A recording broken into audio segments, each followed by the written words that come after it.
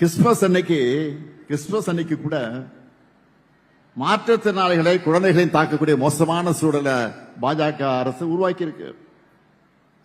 இந்த மாடலை தான் தமிழ்நாட்டிலும் கொண்டு வரணும்னு பாக்குறாங்க. ஆனா நம்ம மக்கள் ரொம்ப உஷார். திருப்பரங்குன்ற தர்கா கொடியை முருக பக்தர்கள் வணங்குறாங்க. மதுரை சித்திரை திருவிழாவுக்கு வரக்கூடிய இந்து பக்தர்களுக்கு பள்ளிவாசல் மோடை இஸ்லாமிய சகோதரர்கள் ரோஸ் மில்க் கொடுக்கறாங்க. தை முதல் நாள் அன்னைக்கு தேவாலயத்தில் பொங்கல் வச்சு படைக்கிறாங்க.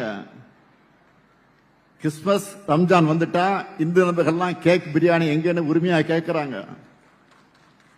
எம்மதமும் சம்மதங்கிற தமிழ்நாட்டு மக்களுடைய இந்த ஒற்றுமை மத நலனுக்கு தான் மதவாத அரசியல் செய்து மக்களை பிளவுபடுத்த நினைக்கிற பாஜகவின் கண்களை உறுத்திக்கிட்டு இருக்கு. அவங்க எத்தனை அடிமைகளை சேர்த்துக்கிட்டு அண்டர்பல்ட் அடிச்சாலும் சரி, ஒற்றுமையா வாழக்கூடிய தமிழ்நாட்டு மக்களிடம் மதவெறியை தூண்ட முடியாது. இந்த ஸ்டாலின் இருக்கிற வரைக்கும், எங்க திராவிட மாடல் அரசு இருக்கிற வரைக்கும் உங்களுடைய மதவெறி ஆட்டத்துக்கு இங்க இடமும் கிடையாது.